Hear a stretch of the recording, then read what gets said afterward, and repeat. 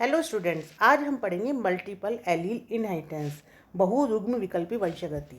अभी तक हमने पढ़ा है मेंडल्स के लॉ के अनुसार किसी भी लक्षण को नियंत्रित करने के लिए जीन की दो अल्टरनेटिव फॉर्म्स पाई जाती हैं या दो कॉन्ट्रास्टिंग फॉर्म पाई जाती हैं, जिन्हें हम एलील कहते हैं। और ये एलील्स जो होते हैं वो एक लोकस पर उपस्थित होते हैं। बैटसन ने इन्हें मेंडेलियन सेग्रीगेशन के दौरान हाइपोथेटिकल पार्टनर के रूप में कंसिडर किया था। एक मेंडेलियन इनहेरिटेंस में किसी भी लोकस के ऊपर एक जीन की दो प्रकार पाई जाती हैं। एक नॉर्मल जीन होता है और एक उससे उत्परिवर्तित जो भाग होता है म्यूटेंट जीन होता है। अब जैसे कि हम बात करें मटर के पौधों की जो सीड शेप है, उसके लिए जो नॉर्मल जीन है वो राउंड शेप के लिए रिस्पॉन्सिबल होता है। उससे उत्परिवर्ती रूप जो होता है, जो एलील उत्पन्न होता है, वो म्यूटेंट जीन जो होता है वो सीड की रिंकल शेप के लिए रिस्पॉन्सिबल होता है। और अधिकतर ये देखा जाता है कि ये जो दोनों एलील होते हैं उनमें से जो नॉर्मल जीन होता है वो म्यूटेंट जीन के ऊपर डोमिनेंट होता है और म्यूटेंट जीन जो होते हैं वो अधिकतर रिसेसिव होता है। लेकिन कई बार हम देखते हैं कि एक लोकस के ऊपर एक नॉर्मल एलील के अलावा उसके दो या दो से अधिक म्यूटेंट जीन्स पाए जाते हैं। नॉर्मल जीन जो होता है वो उत्परिवर्तित होकर म्यूटेंट जीन बनाता है। वो म्यूटेंट जीन जो होता है उनमें अगेन म्यूटेशन होके म्यूटेट होके वो दूसरे प्रकार का उत्परिवर्तित रूप बना सकता है। या फिर नॉर्मल जीन ही जो होता है वो डिफरेंट दिशाओं में डिफरेंट वे से म्यूटेंट होके एक से अधिक प्रकार के म्यूटेंट फॉर्म बना सकता है। तो इस प्रकार कई बार एक जीन की दो से अधिक एलील्स पाई जाती हैं। तो एक जीन की तीन या तीन से अधिक एलील जो कि किसी इंडिविजुअल क्रोमोसोम के एक ही लोकस पे पाई जाती है उन्हें हम मल्टीपल एलील्स कहते हैं। एक जीन के विभिन्न एलील्स को हम मल्टीपल एलील कहते हैं। और कंसेप्ट ऑफ मल्टीपल एलील जो होते हैं उसको मल्टीपल एलीलिज्म या मल्टीपल एलील इनहेरिटेंस के रूप में हम इसको डिस्क्राइब कर सकते हैं। अब हम बात करेंगे कैरेक्टरिस्टिक्स ऑफ मल्टीपल एलील्स।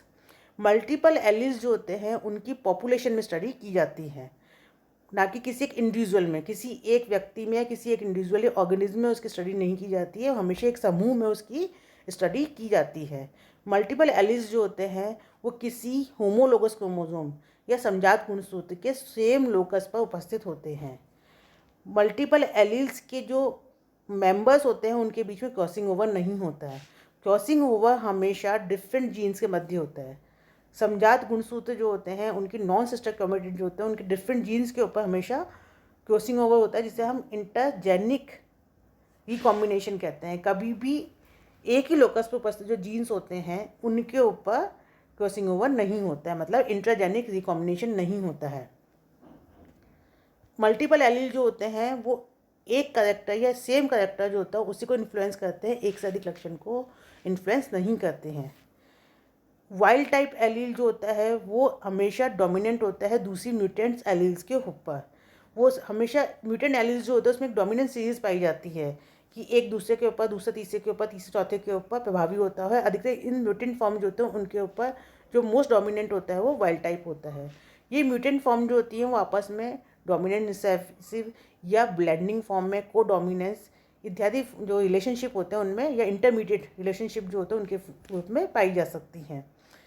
जब दो मल्टीपल एलील्स को क्रॉस किया जाता है तो F1 जनरेशन जो होते हैं देन F2 जनरेशन जो होते हैं उसमें मेंडल के मोनोहाइब्रिड रेशियो के समान ही रेशियो प्राप्त होता है, जिसमें कि 3 रेशियो जो होता है वो नॉर्मली नॉर्मल जीन जो होता है डोमिनेंट जीन का होता है, और 1 रेशियो जो होता है वो म्यूटेंट फॉर्म का होता है।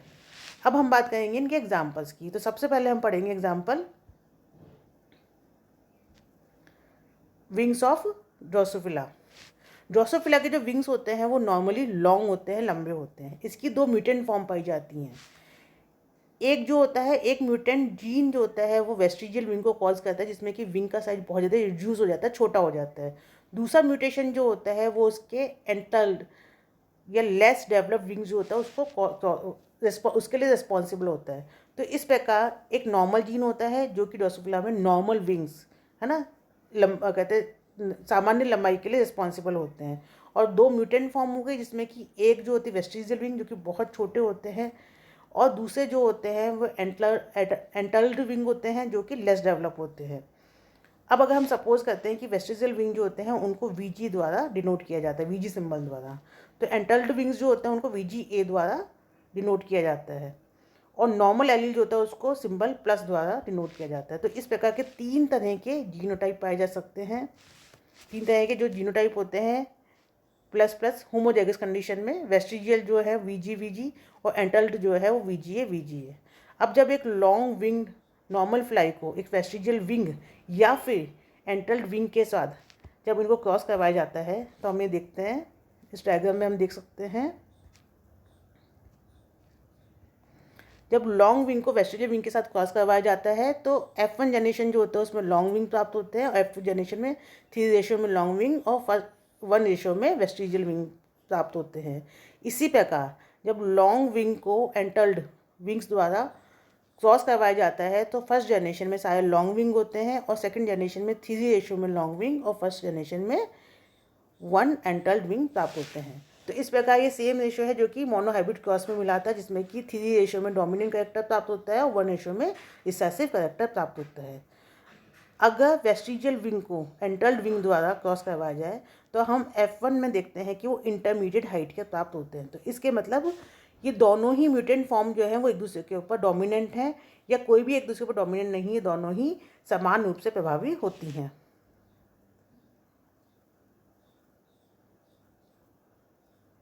इसके अलावा वेस्टिजियल विंग एंड एंटल्ड विंग के अलावा भी विंग्स के में बहुत सारे वेरिएशंस पाए जाते हैं और बहुत सारे कैरेक्टर्स पाए जाते हैं जो कि डिफरेंट एलील द्वारा कंट्रोल किए जाते हैं, जैसे कि nicked wings, strap wings, no wings. ये सभी मल्टीपल एलील्स हैं जो कि एक ही लोकस पे पाए जाते हैं। अब हम बात करते हैं क्रॉस लिंकेज वर्सेस एलीलिज्म। कई बार क्या होता है कि म्यूटेंट जीन्स जैसे कि वेस्टिजियल एंड एंटल्ड विंग्स जो होते हैं वो डिफरेंट लोकाई जो होता है उसके ऊपर नॉट एलिलिक, मतलब कि वो एलिलिक नहीं है, डिफरेंट लोकाई जो होता है उसके ऊपर ये उपस्थित हैं। वो सेम लोकस जो है उस पर उपस्थित ना होके क्रोमोसोम के बिल्कुल पास पास क्लोजली लिंक्ड होते हैं एक दूसरे से। तो इस प्रकार के जो क्लोजली लिंक्ड होते हैं उसमें म्यूटेंट जीन जो होता है वो कई बार जो उसके पास वाले नॉर्मल जीन जो होता है उसके एक्सप्रेशन को सप्रेस कर देता है। तो इस प्रकार के क्लोजली लिंक्ड जीन्स जो होते हैं उनको हम स्यूडो एलील्स कहते हैं। और इस प्रकार ये जो एक एलील जो म्यूटेंट फॉर्म एलील जो होता है वो उसके बिल्कुल पास उपस्थित नॉर्मल जीन का जो लक्षण होता है उसको सप्रेस कर देता है। इसको हम पोजीशन इफेक्ट कहते हैं। तो हम ये मान सकते हैं कि जो इसमें एंटल्ड विंग और जो इसका जो उदाहरण है, जो हम बात कर रहे हैं एंटल्ड विंग का और वेस्टिजियल विंग का, तो ये मल्टीपल एलील का उदाहरण ना होकर क्लोज लिंक्ड एलील्स का उदाहरण हो सकता है।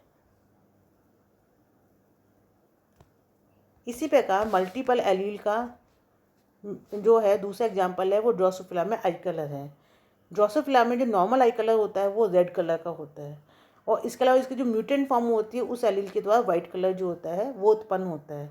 वाइट कलर के अलावा भी बहुत सारे म्यूटेंट एलील्स होते हैं। इस रेड आई के जो जीन होता है उससे उसके म्यूटेशन से उत्पन्न होने वाले बहुत सारे एलील्स होते हैं जो कि डिफरेंट लाइटर शेड आई के, जैसे कि cherry colour, apricot colour, eosin colour, creamy colour, Ivory colour, blood colour, different I colour जो होते हैं वो उत्पन्न करते हैं। और ये सारे के सारे इनको कंट्रोल करने वाले जितने भी एलील्स जो होते हैं वो एक ही लोकस पे पाए जाते हैं, इसलिए मल्टीपल एलीलिज्म का एग्जाम्पल है। जब दो म्यूटेंट फॉर्म को क्रॉस करवाया जाता है तो इनके बीच में F1 जनरेशन में इंटरमीडिएट टाइप की फॉर्म पाई जाती है। जब वाइट और एप्रिकॉट रेस को मतलब कि वो करवाया गया, क्रॉस करवाया गया, तो इसके बीच में इंटरमीडिएट टाइप पाया गया। तो इससे ये सिद्ध हुआ कि ये एलील्स जो है वो क्लोजली लिंक्ड जीन्स है, ना कि मल्टीपल एलील हैं। तो ठीक है, ये थे हमने अभी तक पढ़ा ड्रोसोफिला के अंदर उनके विंग शेप, विंग साइज में और आई कलर, ये दो आई कलर होता है और विंग साइज होता है, दोनों ही मल्टीपल एलील का एग्जाम्पल है। अब हम बात करेंगे कोड कलर इन रैबिट। रैबिट्स में उसकी जो त्वचा का रंग होता है वो भी मल्टीपल एलील्स की एक सीरीज़ जो होती है उसके द्वारा इन्फ्लुएंस होता है। इसमें बेसिकली 4 एलील्स होते हैं, एक जीन के 4 एलील होते हैं जिसके हम सी जीन कहते हैं। सी जीन के 4 एलील होते हैं जो कि स्किन के डिफरेंट फॉर्म्स जो होते हैं उनको कंट्रोल करते हैं। वाइल्ड टाइप वर्जन जो होता है वो C+C+ होता है, जिससे कि जो रैबिट का फर होता है वो ब्राउन कलर का होता है। रैबिट की जो स्किन होती है वो ब्राउन कलर की होती है। दूसरा होता है चिंचिला फिनोटाइप जो कि CCS से एक्सप्रेस किया जाता है। इसमें वाइट फार होता है बट जितनी भी टिप्ड होती हैं वो ब्लैक होती हैं। मतलब ये क्या होता है, वो लाइटिश ग्रे कलर का होता है और जो जितने भी टिप्स होंगे रैबिट्स के अंदर, जितने भी किनारे होते हैं वो सारे के सारे ब्लैक कलर के होते हैं। नेक्स्ट होता है हिमालयन फिनोटाइप। इसको CS से डिनोट किया जाता है। ये जो होता है वो एल्बिनो के समान ही वाइट कलर का होता है, बट जितनी भी एक्सट्रीमिटी, जितनी भी जैसे नोज़ होती है, ईयर होता है, फीट होता है, टील होता है, वो कंपेरेटिवली डार्क कलर के होते हैं।